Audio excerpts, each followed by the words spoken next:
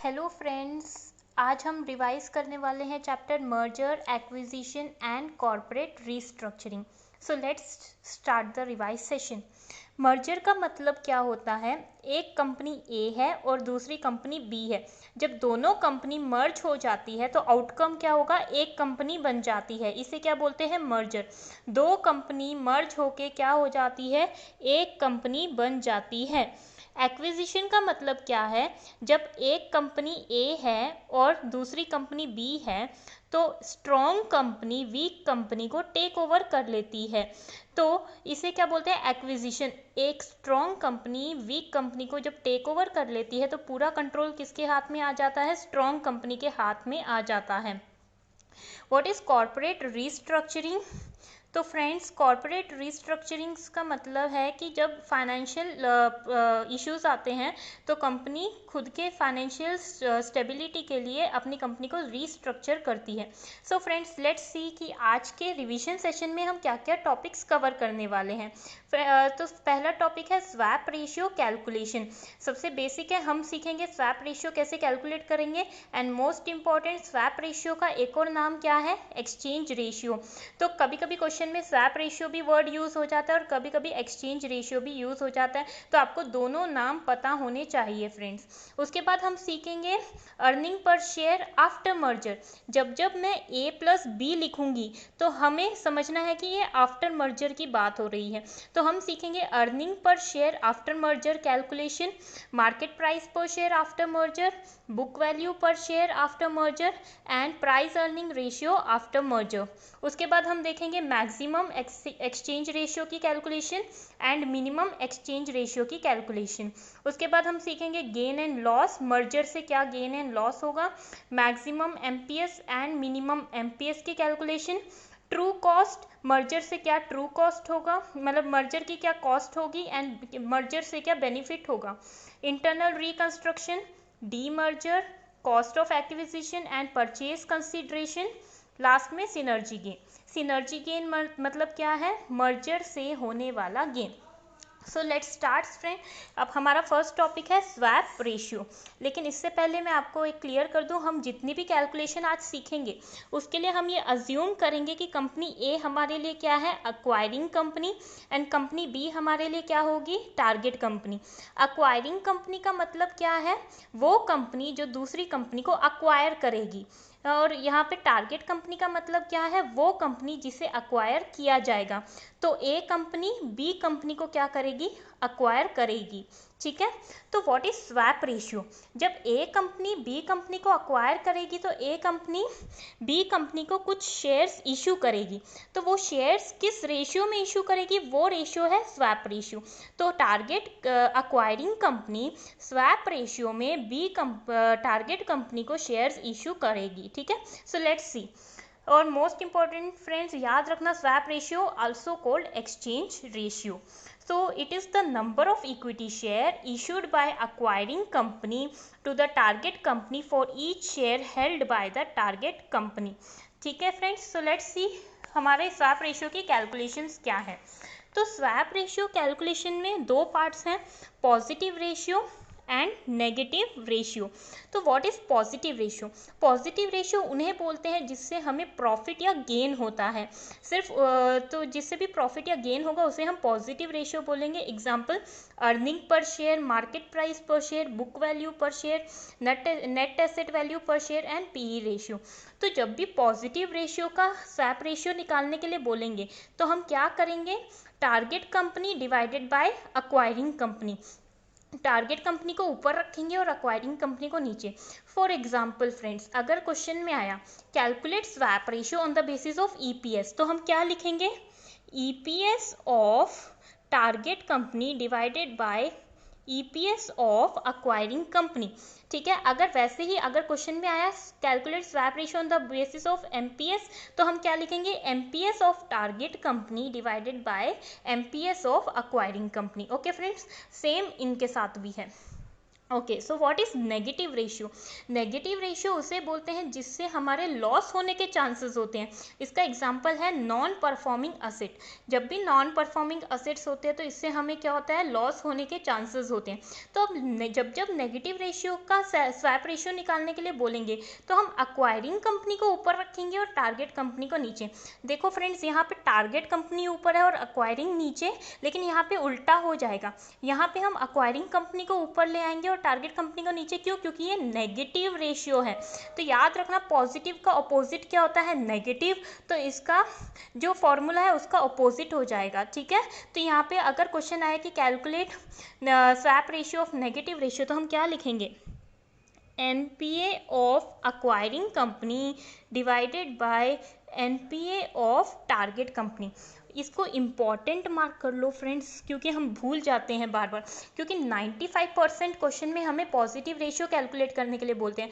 हमारी हैबिट बन जाती है टारगेट बाय अक्वायरिंग लिखने की, कि जब एक या दो क्वेश्चन में नेगेटिव रेशियो आ जाता है तो भी हम फ्लो में टारगेट बाय अक्वायरिंग लिख लेते हैं। इसीलिए इसको प्लीज़ इंपॉर्टेंट मार्क करो कि हमें याद रखना है कि जब जब नेगेटिव रेशियो NPA आएगा तो हम याद रखेंगे अक्वायरिंग कंपनी को ऊपर लिखना है और टारगेट कंपनी को नीचे। ओके फ्रेंड्स, अब मैंने आपको बोला कि पॉजिटिव रेशियो इन के बेसिस पे आ सकता है क्वेश्चन में, तो हमें इनकी कैलकुलेशंस भी पता होनी चाहिए। ओके, तो अगर क्वेश्चन में EPS मिसिंग है, अर्निंग पर शेयर मिसिंग है, तो हम कैसे कैलकुलेट करेंगे, earning divided by number of shares. Okay friends, कभी कभी क्वेश्चन में क्या होता है, प्रॉफिट आफ्टर टैक्स दे देते हैं, इसलिए मैंने ये भी लिख दिया कि अगर क्वेश्चन में प्रॉफिट आफ्टर टैक्स है तो हम क्या लिखेंगे, profit after tax divided by number of shares. तो बहुत ही ईजी है फ्रेंड्स, ये सभी फॉर्मूलाज बहुत ईजी है। क्यों? क्योंकि नाम से ही हमें फॉर्मूला मिल जाता है। अर्निंग पर शेयर, तो अर्निंग पर शेयर के लिए divided by number of shares. यहाँ पे देखो मार्केट वैल्यू पर शेयर, तो market value divided by number of shares. उसके बाद book value per share. Book value मतलब क्या होता है friends, share holders fund. Share holders fund किसे बोलते हैं, equity plus reserve and surplus. आपके क्वेश्चन में इक्विटी और रिजर्व एंड सरप्लस दिया होगा, हम दोनों को ऐड करेंगे और यहाँ पे पर शेयर पूछा है, इसीलिए divided by number of shares. Next, हमें net asset value per share कैसे निकालते हैं। नेट असेट से क्या समझ आता है, total asset minus external liability. तो total asset minus external liability per share पूछा है, इसीलिए divided by number of shares. Okay friends, next हमारा है PE ratio, that is price earning ratio. इसमें भी नाम हमें बता रहा है प्राइस और अर्निंग का रेशियो चाहिए, इसीलिए MPS बाय EPS। तो इसे इम्पॉर्टेंट मार्क कर लो फ्रेंड्स। इंपॉर्टेंट क्यों है, क्योंकि मोस्ट क्वेश्चन में PE रेशियो दिया होता है और इन दोनों में से एक फिगर मिसिंग होती है। तो PE रेशियो को यूज़ करके हमें वो मिसिंग फिगर फाइंड आउट करनी होती है। और एक और इम्पॉर्टेंट चीज़ फ्रेंड्स, जब भी इसका आंसर आता है तो वो टाइम्स में लिखना होता है। जैसे फॉर एग्जाम्पल आंसर आया 10, तो हम क्या लिखेंगे, 10 टाइम्स। याद रखना, यहाँ पे आंसर क्या लिखेंगे, 10 टाइम्स। और ऊपर वाले सभी के लिए आंसर क्या लिखेंगे, पर शेयर। जो भी आंसर आएगा उसके लिए क्या लिखेंगे, पर शेयर। ठीक है फ्रेंड्स। ओके, तो अगर PE रेशियो दिया है तो और MPS दिया है तो EPS फाइंड आउट करना है। तो EPS कैसे निकलेगा, EPS is equal to MPS divided by PE ratio. अगर पर शेयर वैल्यू नहीं दी है, टोटल वैल्यू दी है क्वेश्चन में, तो कैसे निकालेंगे, earnings is equal to market value divided by PE ratio. EPS की जगह अर्निंग लिख देना, MPS की जगह market value divided by PE ratio. अगर क्वेश्चन में PE रेशियो दिया है और EPS दिया है, MPS मिसिंग है, तो कैसे निकालेंगे, MPS is equal to EPS into PE ratio. Okay friends, हमारा नेक्स्ट टॉपिक है calculation of total number of equity shares after merger. मतलब मर्जर के बाद कितना शेयर्स होगा कंपनी के पास, that is number of shares after merger. मैंने बोला था A+B हमें क्या बोलेगा कि आफ्टर मर्जर की बात हो रही है। तो number of shares after merger क्या होंगे, मैंने क्या बोला था, A कंपनी हमेशा हमारी कैलकुलेशन में क्या होगी, अक्वायरिंग कंपनी, और B कंपनी हमेशा हमारी कैलकुलेशन में क्या होगी, टारगेट कंपनी। तो जब अक्वायरिंग कंपनी तो कंप्लीट वो ही रहेगी, लेकिन हम बी को टारगेट कंपनी को अक्वायर कर लेंगे, तो अक्वायरिंग कंपनी के शेयर्स तो पूरे रहेंगे, इसीलिए N ऑफ A प्लस, लेकिन जो टारगेट कंपनी है उसके शेयर्स हम जो इशू करेंगे वो लेंगे। तो इशू शेयर कैसे कैलकुलेट करते हैं, number of shares of target company into swap ratio. ये मैंने अभी अभी आपको बताया था स्वैप रेशियो के कॉन्सेप्ट में कि स्वैप रेशियो क्या काम आता है, number of equity shares issued by acquiring company to the target company निकालने के काम आता है। तो total number of shares after merger क्या होंगे, shares of acquiring company plus shares of target company into swap ratio. अच्छा, अब मैंने यहाँ पे इसको ऐसे मार्क क्यों किया है फ्रेंड्स, क्योंकि कभी कभी क्वेश्चन में क्या पूछेंगे, calculate number of equity share issued by acquiring company to target company, तब आपको सिर्फ इतना फॉर्मूला यूज करना है, ये आगे वाला हिस्सा नहीं लिखना है आपको, तब सिर्फ इतना हिस्सा लिखना है कि टारगेट कंपनी के शेयर्स इनटू स्वैप रेशियो, इतने शेयर्स इशू करेगी acquiring company. Okay friends, clear? Okay, so next हमारा टॉपिक है earning per share after merger. तो जो पहले मैंने आपको जो फॉर्मूला सिखाए थे वो सिंगल सिंगल कंपनी के लिए थे, अलग अलग, ए कंपनी के लिए अलग निकालना है, बी कंपनी के लिए अलग, लेकिन अब आफ्टर मर्जर की बात हो रही है, मतलब जब दोनों कंपनी मर्ज हो जाएंगी उसके बाद उनका ईपीएस क्या होगा। तो earning of A acquiring company का अर्निंग ले लेंगे और earning of B target company का अर्निंग ऐड कर देंगे प्लस सिनर्जी गेन। अगर क्वेश्चन में सिनर्जी गेन दिया है तो यहाँ लिख देंगे, अगर सिनर्जी गेन नहीं दिया है तो इसको ज़ीरो अज्यूम कर लेंगे, ठीक है। अगर क्वेश्चन में दिया है तो यहाँ लिख देंगे, अगर क्वेश्चन में नहीं दिया तो क्या करेंगे, अज्यूम ज़ीरो। अब मोस्ट एक और इम्पॉर्टेंट बात है फ्रेंड्स सिनर्जी गेन को लेके, कि अगर सिनर्जी गेन अर्निंग्स में दी है तो ही लिखना है, अगर सिनर्जी गेन अर्निंग्स में दी है क्वेश्चन में तो ही लिखना है, अगर सिनर्जी गेन वैल्यू में दी है तो नहीं लिखना, ठीक है। ईपीएस के केस में सिनर्जी गेन कब लिखेंगे, जब क्वेश्चन में अर्निंग्स के टर्म्स में दी है सिनर्जी गेन तभी लिखेंगे। अगर क्वेश्चन में सिनर्जी गेन दिया ही नहीं तो क्या अज्यूम करेंगे कि सिनर्जी गेन की वैल्यू क्या है, ज़ीरो। अच्छा, तो अर्निंग पर शेयर है यहाँ पे, लेकिन यहाँ पे आफ्टर मर्जर पूछा है तो नंबर ऑफ शेयर्स भी आफ्टर मर्जर लेंगे, याद रखना friends. N A plus B, अभी अभी मैंने आपको सिखाया है एन ए प्लस बी कैसे निकालते हैं, ओके फ्रेंड्स। तो याद रखना अर्निंग पर शेयर क्या है, earning of A plus earning of B plus synergy gain divided by N A plus B, that is number of shares after merger, क्योंकि EPS भी क्या पूछा है, आफ्टर मर्जर। अच्छा, अब अगर उन्होंने पूछा equivalent EPS of target company, target company कौन सी कंपनी है, B, EPS of target company in merged entity, मतलब मर्जर होने के बाद टारगेट कंपनी का इक्विवेलेंट ईपीएस कितना होगा, तो जो यहाँ पे आंसर आएगा EPS A plus B, that is EPS after merger into swap ratio. तो यहाँ पे हमने क्या नोटिस किया फ्रेंड्स, कि आफ्टर मर्जर टारगेट कंपनी का कुछ भी कैलकुलेट करने के लिए बोलेंगे तो जो भी चीज़ कैलकुलेट करने के लिए बोलेंगे वो लेंगे और इनटू स्वैप रेशियो कर देंगे। यहाँ भी हमने क्या किया, उसके शेयर्स लिए और इनटू स्वैप रेशियो कर दिया। यहाँ पे उन्होंने पूछा ईपीएस आफ्टर मर्जर, तो EPS after merger into swap ratio. Okay friends, तो नेक्स्ट हम सीखेंगे एमपीएस आफ्टर मर्जर। तो यहाँ पे एमपीएस आफ्टर मर्जर कैलकुलेट करने के दो तरीके हैं। एक तरीका है if PE ratio after merger is given, अगर क्वेश्चन ने साफ साफ बोला है कि पीई रेशियो आफ्टर मर्जर है तब हम ये वाला फॉर्मूला यूज़ करेंगे। If PE ratio after merger is not given, अगर क्वेश्चन में पीई रेशियो आफ्टर मर्जर नहीं दिया तब हम ये वाला फॉर्मूला यूज़ करेंगे। ओके फ्रेंड्स, तो आपको ध्यान देना है कि पीई रेशियो बिफोर मर्जर है या आफ्टर मर्जर। अगर क्वेश्चन में बिफोर मर्जर दिया है तो हम उसे आफ्टर मर्जर नहीं मान सकते, तो आपको इंपॉर्टेंट याद रखना है PE ratio before merger after merger equal नहीं है। अगर क्वेश्चन आफ्टर मर्जर देगा तो ही ये फॉर्मूला यूज़ करेंगे, अगर पीई रेशियो आफ्टर मर्जर नहीं है कोई असम्पशंस नहीं लेंगे, चुपचाप ये वाला फॉर्मूला यूज़ करेंगे। सो लेट्स सी फ्रेंड्स, अगर पीई रेशियो दिया है तो हमारा एमपीएस आफ्टर मर्जर क्या होगा, MPS A plus B that is after merger is equal to EPS after merger into PE ratio. अभी मैंने आपको पहले बताया था कि पीई रेशियो बहुत इंपॉर्टेंट है, उसे इंपॉर्टेंट मार्क करो। क्यों, क्योंकि उसमें क्या था, PE ratio equal to MPS divided by EPS, वही फॉर्मूला यहाँ यूज़ किया है कि MPS is equal to EPS into PE ratio. तो देखो फ्रेंड्स, यहाँ पे मैंने आपको बताया था कि पीई रेशियो में अगर एक भी फिगर मिसिंग है तो क्या करेंगे, उसको वहाँ सब्सटीट्यूट कर देंगे। जैसे एमपीएस मिसिंग है तो MPS is equal to EPS into PE ratio, वो ही चीज़ हमने यहाँ पे की है। MPS is equal to EPS into PE ratio, बस एक एक्स्ट्रा चीज़ क्या लिख दी, A plus B A plus B A plus B. क्यों? क्योंकि आफ्टर मर्जर की बात हो रही है। ठीक है फ्रेंड्स, अगर पीई रेशियो आफ्टर मर्जर नहीं दिया तो हम क्या करेंगे, क्वेश्चन में मार्केट वैल्यू दी होगी, दोनों कंपनी की क्या दी होगी, मार्केट वैल्यू। तो MPS A plus B is equal to market value A plus market value B plus synergy gain divided by total number of shares after merger. ठीक है फ्रेंड्स, कि यहाँ पे भी इंपॉर्टेंट मार्क करो सिनर्जी गेन को। क्यों? क्योंकि अगर क्वेश्चन में सिनर्जी गेन दिया है तो यहाँ लिख देंगे, अगर क्वेश्चन में सिनर्जी गेन नहीं दिया तो क्या अज्यूम करेंगे, जीरो। और यहाँ पे सिनर्जी गेन कौन सा आएगा, अर्निंग्स वाला आएगा, नहीं। क्यों? क्योंकि अर्निंग्स वाला किसके लिए है, ईपीएस के लिए है। तो यहाँ पे सिनर्जी गेन कौन सा आएगा, वैल्यू वाला। अगर सिनर्जी गेन वैल्यू में दिया है तो यहाँ लिखेंगे, अगर सिनर्जी गेन वैल्यू में नहीं दिया है तो यहाँ पे नहीं लिखेंगे।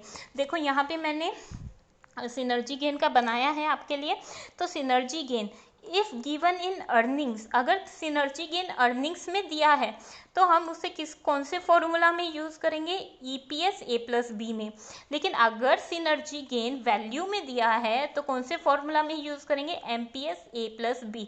तो यहाँ पे फॉर्मूला, अच्छा अब यहाँ पे अगर सिनर्जी गेन मिसिंग है तब कैसे निकालेंगे, synergy gain is equal to earning after merger minus earning of A plus earning of B.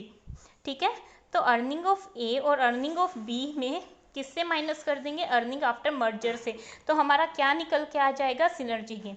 इस केस में अगर सिनर्जी गेन कैलकुलेट करना है तो कैसे आएगा, total market value after merger, market value after merger minus market value of acquiring company plus market value of target company.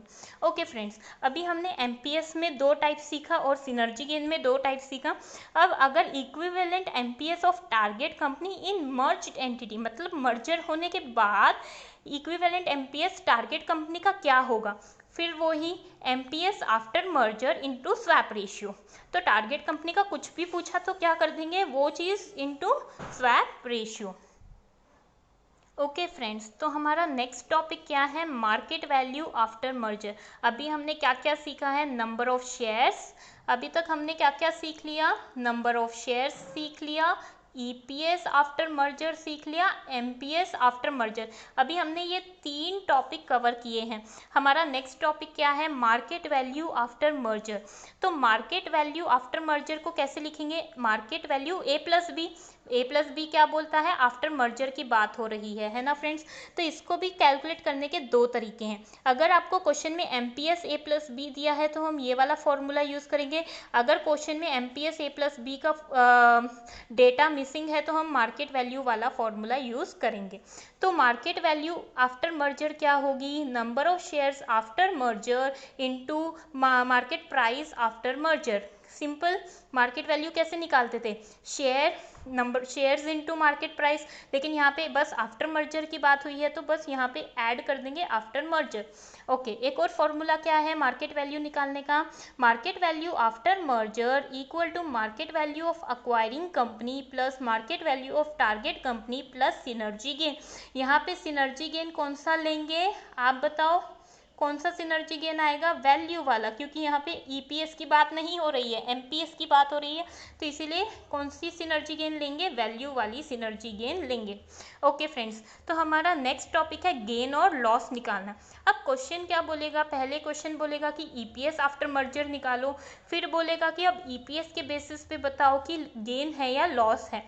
तो यहाँ पे 3 तरीके से पूछ सकता है क्वेश्चन, ईपीएस के बेसिस पे गेन लॉस बताओ, या एमपीएस के बेसिस पे गेन लॉस बताओ, या मार्केट वैल्यू के बेसिस पे गेन लॉस बताओ। तो गेन और लॉस निकालने के लिए क्या करेंगे, पहले हम लिखेंगे जो भी जिसके भी बेसिस पे पूछा है ईपीएस आफ्टर मर्जर, और उसमें क्या माइनस कर देंगे, ईपीएस बिफोर मर्जर। तो हमें पता चल जाएगा कि आफ्टर मर्जर और बिफोर मर्जर के डिफरेंस से कि हमारा गेन हुआ है या लॉस। तो ईपीएस आफ्टर मर्जर, जो भी ईपीएस ए प्लस बी की वैल्यू होगी, जो भी ये आंसर आएगा, या फिर MPS A plus B, MPS A plus B या market value A plus B, जो भी ये आंसर आएगा इसका यहाँ लिख देंगे। उसमें से क्या माइनस कर देंगे, EPS ऑफ A, सिर्फ A लिखा है, सिर्फ EPS ऑफ A लेंगे, ठीक है। तो मतलब बिफोर मर्जर इसका EPS कितना था वो माइनस कर देंगे, तो हमें क्या निकल के आ जाएगा, गेन और लॉस, या फिर MPS ऑफ A। तो MPS of after merger minus MPS before merger minus करेंगे तो क्या निकल के आ जाएगा, गेन या लॉस। ओके फ्रेंड्स, अब यहाँ पे हमें आफ्टर मर्जर की वैल्यू लेनी है, दैट इज EPS, MPS या मार्केट वैल्यू आफ्टर मर्जर। लेकिन यहाँ पे B limited that is target company की बात हो रही है। तो टारगेट कंपनी के लिए मैंने बोला था हमेशा अगर इक्विवेलेंट वैल्यू निकालनी है तो क्या करना पड़ेगा, इनटू स्वैप रेशियो। अब इसको इंपॉर्टेंट मार्क कर लो, क्योंकि यहाँ तो आप डायरेक्ट फिगर्स उठा के लिख दोगे, लेकिन यहाँ पे आपको कैलकुलेशन करनी पड़ेगी। तो जो भी वैल्यू देंगे आफ्टर मर्जर उसको इनटू क्या कर देंगे, स्वैप रेशियो। अब उस आंसर में से क्या करेंगे, बिफोर मर्जर की वैल्यू माइनस करेंगे। यहाँ पे क्या आएगा, EPS ऑफ B या फिर MPS ऑफ B या फिर मार्केट वैल्यू ऑफ B। ये बिफोर मर्जर की वैल्यू है और आफ्टर मर्जर की वैल्यू निकालने के लिए इनटू क्या करना पड़ेगा, स्वैप रेशियो। इंपॉर्टेंट मार्क करो क्योंकि ये भी हम भूल जाते हैं बहुत बार, ठीक है। अब नोट क्या है, गेन या लॉस हमेशा इंडिविजुअली कैलकुलेट करेंगे।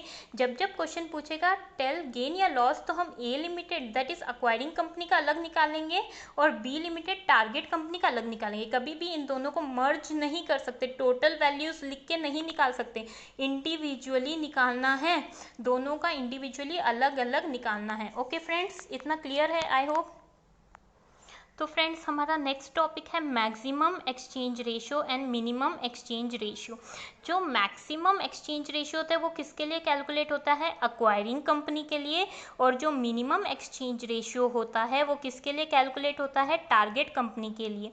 तो आप कैसे याद रखोगे, अक्वायरिंग कंपनी स्ट्रांग होती है इसीलिए मैक्सिमम, और टारगेट कंपनी वीक होती है इसलिए उसके लिए मिनिमम की बात करेंगे। ओके फ्रेंड्स, तो याद रखना मैक्सिमम एक्सचेंज रेशियो पूछा तो acquiring company, minimum exchange ratio पूछा तो टारगेट कंपनी। अब इसको कैलकुलेट करने के दो केसेस हैं। अब इस एक्सचेंज रेशियो को हम EPS के बेसिस पे भी कैलकुलेट कर सकते हैं एंड MPS के बेसिस पे भी कैलकुलेट कर सकते हैं। तो पहले हम देखते हैं on the basis of EPS। अगर EPS के बेसिस पे क्वेश्चन ने पूछा है तो मैक्सिमम एक्सचेंज रेशियो का मतलब क्या है, स्वैप रेशियो। तो याद है ना आपको नाम कि स्वैप रेशियो का ही एक और नाम क्या है, exchange ratio.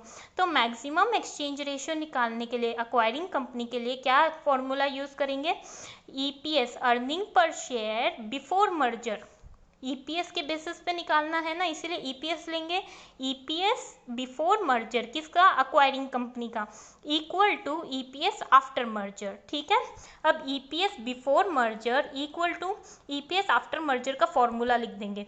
EPS after merger कैसे कैलकुलेट करते थे हम, earning of acquiring plus earning of target plus synergy gain divided by number of shares after merger. Number of shares after merger कैसे निकालते थे, number of shares of acquiring plus number of shares of target company into swap ratio या फिर exchange ratio.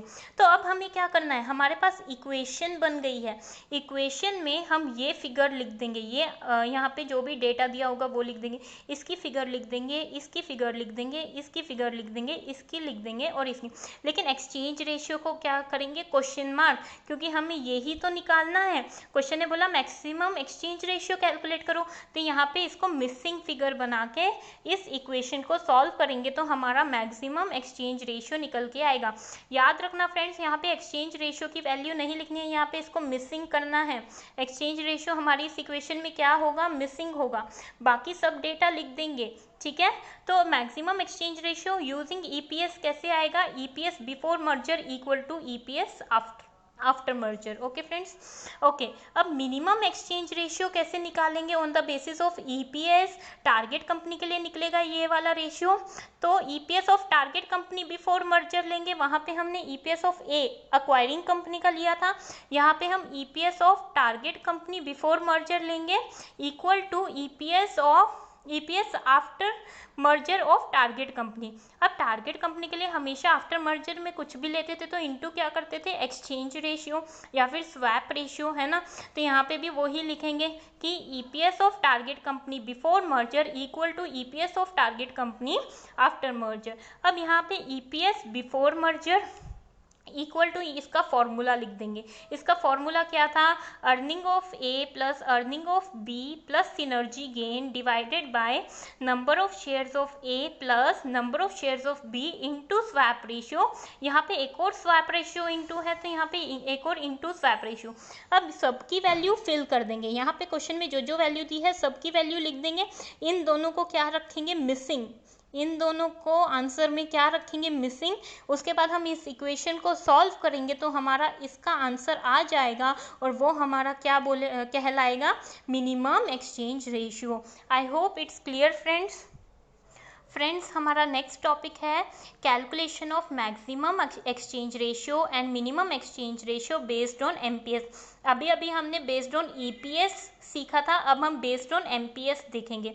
इसमें भी क्या है, इसमें दो केसेस बन जाते हैं। अगर क्वेश्चन में पीई रेशियो दिया है आफ्टर मर्जर और अगर क्वेश्चन में पीई रेशियो नहीं दिया आफ्टर मर्जर, तो याद रखना फ्रेंड्स, जब जब एमपीएस की बात होगी तो हम पीई रेशियो के दो केसेस लेंगे ही लेंगे, चाहे वो calculation of MPS after merger है या एमपीएस से बेसिस पे कोई भी कैलकुलेशन है। तो इस एमपीएस का जब भी बात होगा तो हम दो केसेस हमेशा पढ़ेंगे, पीई रेशियो दिया है और पीई रेशियो नहीं दिया है आफ्टर मर्जर। अच्छा, तो पहला केस देखते हैं। तो इसके ऊपर आप लिख सकते हो केस 1 कि अगर PE ratio after merger is given, अगर क्वेश्चन में पीई रेशियो आफ्टर मर्जर दिया है तो हम क्या करेंगे, सबसे पहले मैक्सिमम एक्सचेंज रेशियो देखते हैं। मैक्सिमम एक्सचेंज रेशियो किसके लिए कैलकुलेट होता है, अक्वायरिंग कंपनी। तो इसमें भी क्या करेंगे, MPS before merger is equal to MPS after merger. EPS में भी हमने ऐसे ही किया था, EPS before merger equal to EPS after merger. यहाँ पे भी same formula, MPS before merger is equal to MPS after merger. तो एमपीएस बिफोर मर्जर तो वो ही रहेगा, लेकिन एमपीएस आफ्टर मर्जर का फॉर्मूला लगा देंगे। एमपीएस आफ्टर मर्जर का फॉर्मूला क्या था, EPS after merger into PE ratio. अब ईपीएस आफ्टर मर्जर का फॉर्मूला लगा देंगे तो MPS before merger equal to EPS का formula that is earning of A plus earning of B plus synergy gain divided by number of shares of acquiring company plus number of shares of target company into exchange ratio into PE ratio। PE ratio as it is लिख देंगे। सिर्फ किसका formula यहाँ पे आ जाएगा, EPS का। अब यहाँ पे एक्सचेंज रेशियो को क्या कर देंगे, मिसिंग फिगर। एक्सचेंज रेशियो को मिसिंग करेंगे, पूरी इक्वेशन को फिल कर देंगे। पूरी इक्वेशन को फिल करके जब इक्वेशन को हम सॉल्व करेंगे तो हमारा एक्सचेंज रेशियो निकल के आ जाएगा। उस एक्सचेंज रेशियो को हम क्या बोलेंगे, मैक्सिमम एक्सचेंज रेशियो। अच्छा, केस 1 में ही हम देखते हैं मिनिमम एक्सचेंज रेशियो कैसे निकालते हैं। तो केस 1 में मिनिमम एक्सचेंज रेशियो याद है ना, मिनिमम एक्सचेंज रेशियो किसके लिए निकालते हैं, टारगेट कंपनी। तो टारगेट कंपनी का एमपीएस बिफोर मर्जर लेंगे, MPS before merger equal to MPS after merger. तो टारगेट कंपनी के लिए जब भी आफ्टर मर्जर की बात होगी तो इनटू क्या करते हैं हम, स्वैप रेशियो या फिर एक्सचेंज रेशियो। तो MPS before merger equal to MPS A plus B का फॉर्मूला लगा दो, EPS A plus B into PE that is PE ratio after merger into ये एज इट इज रहेगा। अब यहाँ पे ईपीएस का फॉर्मूला लगा देंगे, ईपीएस का MPS before merger equal to EPS का formula into PE ratio as it is रहेगा, exchange ratio as it is रहेगा। अब यहाँ पे दो एक्सचेंज रेशियो आ गए तो दोनों को क्या कर देंगे, मिसिंग। दोनों को इक्वेशन में क्या लिख देंगे, मिसिंग फिगर। बाकी पूरी इक्वेशन फिल कर देंगे। जब हम इस इक्वेशन को सॉल्व करेंगे तो हमारा जो आंसर आएगा उसे क्या बोलेंगे, मिनिमम एक्सचेंज रेशियो। तो लेट्स सी फ्रेंड्स केस 2, इसको क्या नाम दे देते हैं हम, केस 2। केस 2 क्या है कि अगर क्वेश्चन में पीई रेशियो नहीं दिया है, नॉट गिवन, ओके, तब हम कैसे कैलकुलेट करेंगे maximum exchange ratio? Maximum exchange ratio किसके लिए दिया है? Acquiring company. तो इसमें फिर से same formula, MPS before merger equal to MPS after merger, बस एमपीएस का फॉर्मूला चेंज हो जाएगा। वहाँ पे एमपीएस का formula EPS into PE ratio लिखा था, लेकिन यहाँ पे एमपीएस का फॉर्मूला मार्केट वैल्यू वाला लेंगे, जो हमने पहले सीखा था एमपीएस की कैलकुलेशन में। तो MPS before merger is equal to market value of A plus market value of B plus synergy gain divided by number of shares of acquiring company plus number of shares of target company into exchange ratio. यहाँ पे फिर से हम exchange ratio को missing कर देंगे, बाकी figures fill कर देंगे, और जो आंसर आएगा एक्सचेंज रेशियो का उसे हम मैक्सिमम एक्सचेंज रेशियो बोलेंगे फ्रेंड्स। ओके, सेम चीज़ हम यहाँ पे वही करेंगे, मिनिमम एक्सचेंज रेशियो निकालेंगे टारगेट कंपनी के लिए। तो टारगेट कंपनी के लिए जब मिनिमम एक्सचेंज रेशियो निकालेंगे, वही MPS of target company before merger and MPS of target company after merger. फिर से याद रखना फ्रेंड्स, बार बार रिपीट कर रही हूँ मैं कि जब भी टारगेट कंपनी की बात होगी तो आफ्टर मर्जर जो भी कैलकुलेट करेंगे उसको मल्टीप्लाई किससे कर देंगे? Exchange ratio. एक्सचेंज रेशियो का एक और नाम क्या है? Swap ratio. तो टारगेट कंपनी की जो भी बात होगी उसमें हम एक्सचेंज रेशियो से मल्टीप्लाई कर देंगे। एमपीएस का सेम रहेगा, यहाँ पे एमपीएस ए प्लस बी का फॉर्मूला लगा देंगे, और एक्सचेंज रेशियो सेम रहेगा। यहाँ पे दो एक्सचेंज रेशियो आ जाएंगे, दोनों को क्या कर देंगे? मिसिंग कर देंगे, इक्वेशन को फिल करेंगे, इस मिसिंग फिगर का आंसर निकालेंगे, और उस मिसिंग फिगर को क्या नाम दे देंगे? Minimum exchange ratio. Okay friends, तो हमारा नेक्स्ट टॉपिक है calculation of free float market capitalization value. यहाँ पे फ्री फ्लोट का मतलब क्या है? मतलब वो वैल्यू जो मार्केट में ट्रांजैक्शंस के लिए फ्री है, जिसमें कोई भी रोक टोक नहीं है, उसे क्या बोलते हैं? Free float market capitalization value. तो कैसे कैलकुलेट करेंगे? Free float market capitalization value is equal to free float number of shares लेंगे, टोटल नंबर ऑफ शेयर्स नहीं लेंगे। सिर्फ कौन से शेयर्स लेंगे? Free float number of shares. क्यों? क्योंकि यहाँ पे फ्री फ्लोट की बात हो रही है। तो free float number of shares into MPS, जब जब मार्केट वैल्यू निकालनी है तो इनटू क्या करते हैं? एमपीएस। ओके फ्रेंड्स, अब free float number of shares कैसे निकलेंगे?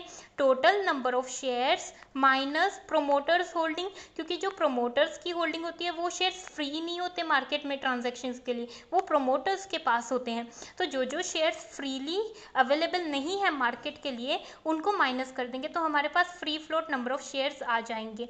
तो total number of shares minus, अगर क्वेश्चन में प्रोमोटर्स होल्डिंग दी है तो उसे माइनस कर देंगे, मैनेजमेंट होल्डिंग दी है तो उसे माइनस कर देंगे, गवर्नमेंट होल्डिंग दी है तो उसे माइनस कर देंगे, या फिर स्ट्रैटेजिक होल्डिंग। अब आपके जो मोस्टली क्वेश्चंस आते हैं उसमें आपको क्या क्या देखने को मिलेगा? Promoters holding and management holding. ये रेयरली आपको देखने को मिलेगा, लेकिन याद रखना promoters holding and management holding free float नहीं है, इसीलिए उसको टोटल नंबर ऑफ शेयर से माइनस कर देंगे। क्या निकालने के लिए? Free float number of shares. Okay friends, हमारा नेक्स्ट टॉपिक है कैश टेक ओवर। तो कैश टेक ओवर का मतलब क्या है? अब तक फ्रेंड्स मैंने आपको जो भी बताया है ना उसे क्या बोलते हैं? Share takeover. क्यों? क्योंकि जब जब अक्वायरिंग कंपनी टारगेट कंपनी को अक्वायर कर रही थी तो टारगेट कंपनी को क्या दे रही थी? शेयर्स। इसीलिए अब तक हमने जितने भी कैलकुलेशन सीखे हैं वो क्या थे? शेयर टेक ओवर के कैलकुलेशन थे। अब जितने भी कैलकुलेशन सीखे हैं उसमें अक्वायरिंग कंपनी टारगेट कंपनी को क्या दे रही थी? शेयर्स दे रही थी। उसी में तो हमने सीखा है calculation of issue of shares. लेकिन अब कैश टेक ओवर में क्या होगा? अक्वायरिंग कंपनी टारगेट कंपनी को क्या देगी? कैश देगी, शेयर्स नहीं देगी। शेयर्स नहीं देगी। अक्वायरिंग कंपनी टारगेट कंपनी को क्या देगी सेटलमेंट के लिए? कैश देगी। ठीक है, इसीलिए इसको क्या बोला गया है? Cash take over. अच्छा, अगर आप कॉन्सेप्ट जानना चाहते तो ऐसा क्यों है? क्योंकि जब अक्वायरिंग कंपनी सारा प्रॉफिट खुद कमाना चाहती है तो वो टारगेट कंपनी को अपना हिस्सा नहीं रखना चाहती, इसीलिए उसको कैश दे के सेटलमेंट कर देती है। लेकिन जब अक्वायरिंग कंपनी पूरा रिस्क खुद नहीं उठाना चाहती तो वो टारगेट कंपनी को अपना हिस्सा बनाए रखने के लिए क्या इशू कर देती है? शेयर्स। चलो फ्रेंड्स, अब हम कैश टेक ओवर का कैलकुलेशन सीखते हैं। कैश टेक ओवर में भी दो पार्ट्स हैं, ईपीएस के बेसिस पे एंड एमपीएस के बेसिस पे कैलकुलेशंस हैं। तो अर्निंग पर शेयर के बेसिस पे कैश टेक ओवर की कैलकुलेशन देखते हैं कि अगर हमने if cash is paid from borrowed fund, अगर हमने टारगेट कंपनी को फंड बोरो करके कैश दिया है तो वो केस 1 है। If cash is paid from business itself, अगर हमने टारगेट कंपनी को कैश खुद के बिजनेस से दिया है उसे हमने क्या नाम दे दिया, केस 2। ठीक है, तो अर्निंग पर शेयर कैसे निकालेंगे, हमें ये कैलकुलेट करना है। इसमें केस 1 है, केस 2 है। तो अगर कैश हमने बोरो फंड से दिया है तो अर्निंग पर शेयर कैसे निकलेगा, EPS A plus B is equal to earning of A plus earning of B plus synergy gain. इतना तो अब तक हम करते आ रहे थे, राइट फ्रेंड्स, अभी तक हम ये पूरा कर ही रहे थे। Minus interest into tax. ठीक है, क्यों, क्योंकि यहाँ पे हमने फंड को बोरो किया है तो इंटरेस्ट पे करेंगे तो उसको माइनस कर देंगे, वो हमारी अर्निंग से क्या हो जाएगा, माइनस, तभी तो ट्रू वैल्यू निकल के आएगी अर्निंग पर शेयर की। तो इसीलिए हम अर्निंग में से क्या माइनस करेंगे, बोरोड फंड का जो भी इंटरेस्ट होगा उसे माइनस करेंगे, नेट ऑफ टैक्स, उसको क्या करेंगे, नेट ऑफ टैक्स। अब divided by N of A, ये क्या, यहाँ पे N of B into swap ratio क्यों नहीं दिया, क्योंकि यहाँ पे शेयर्स की बात नहीं होगी। मैंने क्या बोला, कैश टेक ओवर में सिर्फ कैश की बात होगी, शेयर्स की बात नहीं होगी। तो टारगेट कंपनी को शेयर नहीं देंगे तो टारगेट कंपनी के शेयर्स भी नहीं आएंगे, राइट फ्रेंड्स। तो ईपीएस कैलकुलेशन में सिर्फ किसके शेयर आएंगे, अक्वायरिंग कंपनी के, सिर्फ किसके शेयर्स लिखेंगे, अक्वायरिंग कंपनी के। ओके, अच्छा, case 2, if cash is paid from business itself, अगर हम बिजनेस में से ही कैश दे रहे हैं टारगेट कंपनी को तब हमारा ईपीएस ए प्लस बी क्या होगा।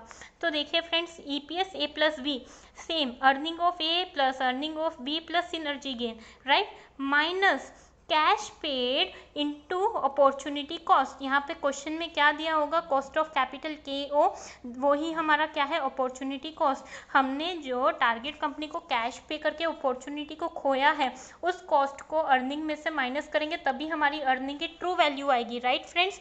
तो हम क्या करेंगे, EPS A plus B calculate करने के लिए earning minus cash paid into opportunity cost divided by N of A. याद रखना फ्रेंड्स, कैश टेक ओवर में कभी भी एन ऑफ बी नहीं आएगा क्योंकि हम यहाँ पे शेयर्स नहीं देंगे, उसको सिर्फ कैश देंगे। यहाँ पे एन ऑफ बी कब आता है, जब शेयर टेक ओवर होता है। ओके, तो सिर्फ एन ऑफ ए आएगा, इंपॉर्टेंट, याद रखना। ओके फ्रेंड्स, नेक्स्ट हमारी कैलकुलेशन क्या है, एमपीएस ए प्लस बी।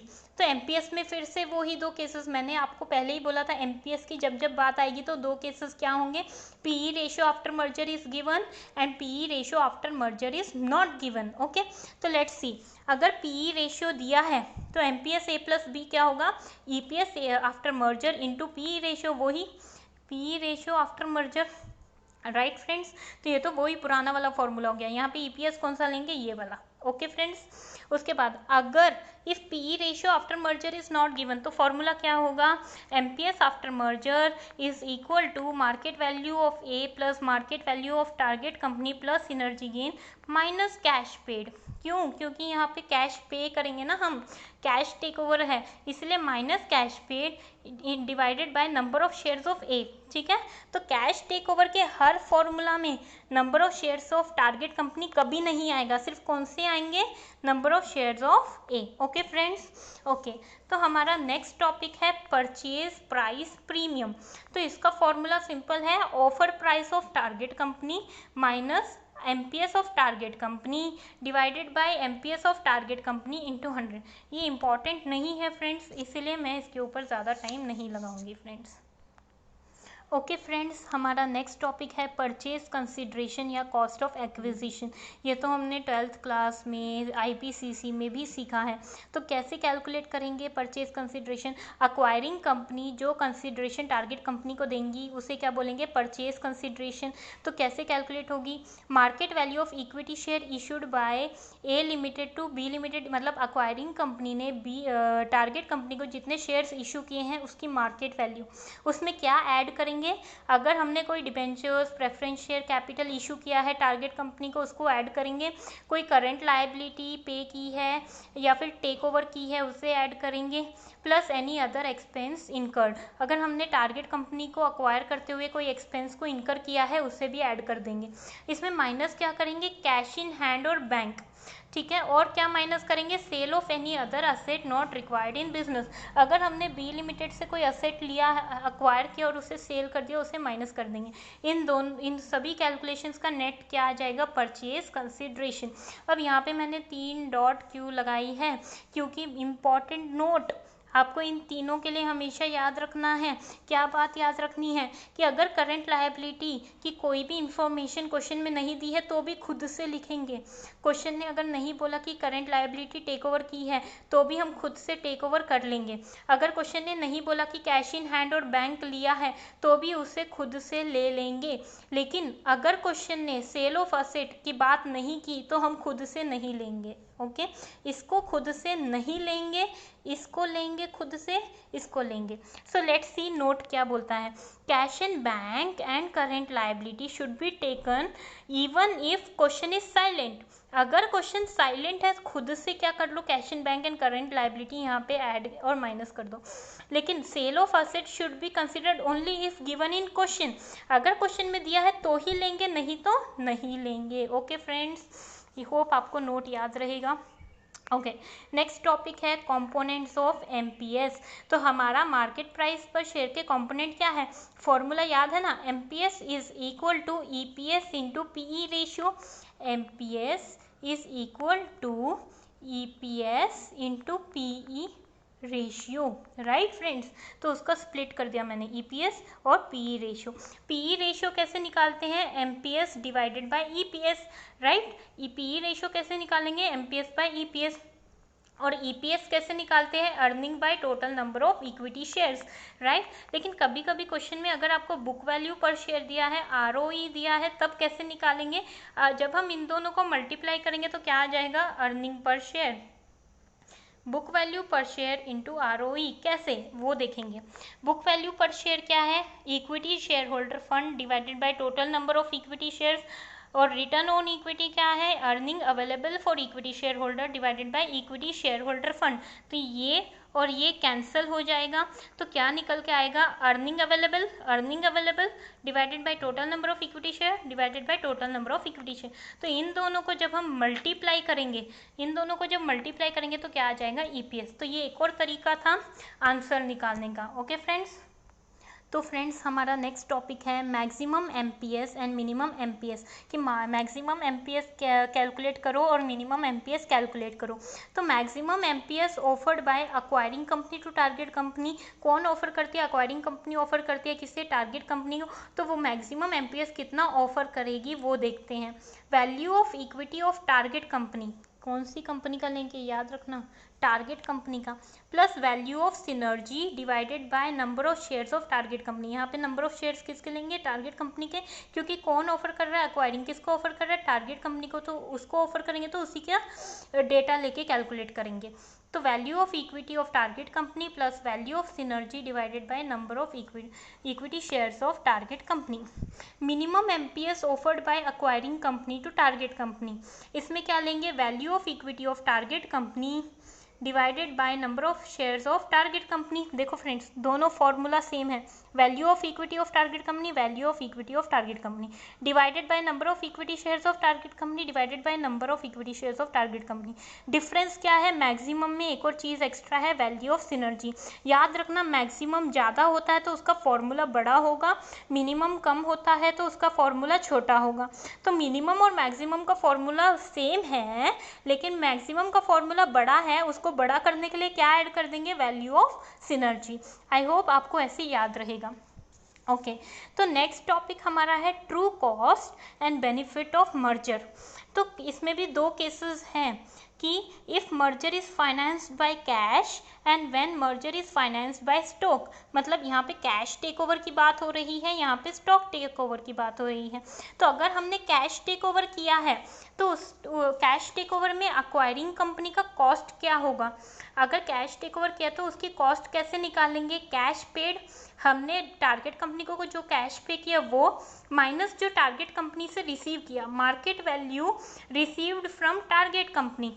तो इससे हमारा क्या आ जाएगा? Cost, cash paid minus market value of target company received. Okay friends, benefit कैसे निकालेंगे? Market value after merger minus market value of acquiring plus market value of B. तो benefit of merger is nothing but synergy gain. जो starting में मैंने आपको synergy gain की calculation सिखाई थी वो ही फॉर्मूला है। नेट बेनिफिट कैसे आएगा? Benefit minus cost, benefit minus cost कर देंगे तो क्या निकल के आ जाएगा? Net benefit. तो स्टेप 2 माइनस स्टेप 1 क्या आ जाएगा? स्टेप 3। ओके, टारगेट कंपनी के लिए कैश टेक ओवर के केस में टारगेट कंपनी के लिए बेनिफिट क्या है? कॉस्ट तो होगा नहीं, क्योंकि वो तो वीक कंपनी है, उसको तो अक्वायर किया जाएगा, तो उसकी कोई कॉस्ट नहीं है, तो उसको सिर्फ बेनिफिट होगा। क्या बेनिफिट होगा? Cash received minus market value sacrificed. देखो सेम है, कैश पेड तो यहाँ पे रिसीव होगा, मार्केट वैल्यू रिसीव तो यहाँ पे मार्केट वैल्यू सैक्रिफाइस। तो इससे हमारा क्या कंक्लूजन निकलता है? इसकी कॉस्ट क्या बन जाएगा? इसका बेनिफिट। अक्वायरिंग कंपनी की कॉस्ट क्या बन जाएगी? टारगेट कंपनी की बेनिफिट। तो note, benefit of target company is equal to cost of acquiring company. Case 2, when merger is financed by stock, that is stock takeover. उस केस में हमारी अक्वायरिंग कंपनी की कॉस्ट क्या होगी? Market value after merger into percentage holding of target company minus market value of B received. यहाँ पे ये market value of B received same रहेगा, बस स्टार्टिंग का कैश का पार्ट बदलेगा, क्योंकि यहाँ पे कैश टेक ओवर है, यहाँ पे शेयर्स की बात होगी। ठीक है फ्रेंड्स, बेनिफिट कैसे निकलेगा? वही सिनर्जी गेन का फॉर्मूला। नेट बेनिफिट कैसे निकलेगा? Step 2 minus step 1, that is benefit minus cost. Okay, तो यहाँ पे फिर से टारगेट कंपनी की बात हो रही है स्टॉक टेक ओवर के केस में, तो यहाँ पे भी इसका बेनिफिट क्या होगा? इसका कॉस्ट इसका बेनिफिट बन जाएगा। देखो friends, same formula, market value A plus B, market value A plus B into percentage holding of B, percentage holding of B, market value B receive B receive, यहाँ पे market value B sacrifice. Note, cost of A is equal to benefit of B. तो इसका cost इसका क्या बन जाएगा? इसका benefit. और टारगेट कंपनी का कोई कॉस्ट नहीं होता है मर्जर एक्विजिशन के केस में। ओके फ्रेंड्स, तो फ्रेंड्स ये हमारे आज की क्लास का लास्ट टॉपिक है, फाइनेंशियल रीस्ट्रक्चरिंग, जो हमने चैप्टर की हेडिंग में देखा था। तो क्या होता है जब कंपनी को लगता है कि मैं वीक पड़ रहा हूँ, मेरी फाइनेंशियल स्टेबिलिटी सही नहीं है, तो वो क्या करता है? खुद की कंपनी का फाइनेंशियल रीस्ट्रक्चर करता है या इंटरनल रीस्ट्रक्चर करता है। तो जब भी आपका क्वेश्चन आएगा फाइनेंशियल रीस्ट्रक्चरिंग में, तो आपको सॉल्यूशन में 3 स्टेप्स करने हैं। क्या? Step 1, calculate benefit of the company. जो ये कंपनी रीस्ट्रक्चर कर रही है उसको रीस्ट्रक्चर से क्या बेनिफिट होगा वो कैलकुलेट करेंगे। तो बेनिफिट कैसे कैलकुलेट करेंगे? रीस्ट्रक्चर में उसकी जो जो लायबिलिटी रिड्यूस हो गई उसको लिखेंगे, और उसकी जो जो असेट की वैल्यू इंक्रीज हो गई, सिर्फ इंक्रीज असेट की वैल्यू लेंगे, डिक्रीज असेट की वैल्यू नहीं लेंगे। तो इन दोनों से उसको क्या मिलेगा? Total benefit. तो रीस्ट्रक्चर से कंपनी को क्या हुआ? बेनिफिट। तो स्टेप 1 क्या है? Calculate benefit. उसके बाद इस बेनिफिट के जो भी हमारा अमाउंट आएगा उसको यूज़ करेंगे किसके लिए? फिक्टिशियस असेट्स को राइट ऑफ करने के लिए, पीएल अकाउंट को राइट ऑफ करने के लिए, प्रोविजन फॉर डाउटफुल डेट्स को राइट ऑफ करने के लिए, ओवर वैल्यूड असेट्स को राइट ऑफ करने के लिए। ओवर वैल्यूड असेट्स मतलब जिन असेट्स की रीस्ट्रक्चर के बाद जिस असेट्स की वैल्यू डिक्रीज हो गई है।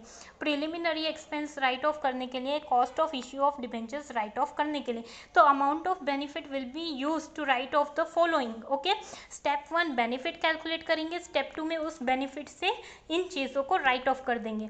Step 3 construct balance sheet after reconstruction. Okay friends, तो फाइनली हमने जब बेनिफिट और राइट ऑफ कर दिया उसके बाद हम बैलेंस शीट आफ्टर रिकंस्ट्रक्शन बना देंगे। तो यहाँ पे हमारा मर्जर एक्विजिशन का चैप्टर ख़त्म होता है। होप आपको मज़ा आया होगा रिवाइज करते हुए फ्रेंड्स। अगर आपको मेरी वीडियो अच्छी लगे तो लाइक एंड सब्सक्राइब जरूर करें। ओके फ्रेंड्स, और अगर आपको इस चैप्टर में कोई और हेल्प चाहिए, आप चाहते हो मैं कोई क्वेश्चन का सॉल्यूशन एक्सप्लेन करूँ, तो मुझे कमेंट बॉक्स में बता दीजिए।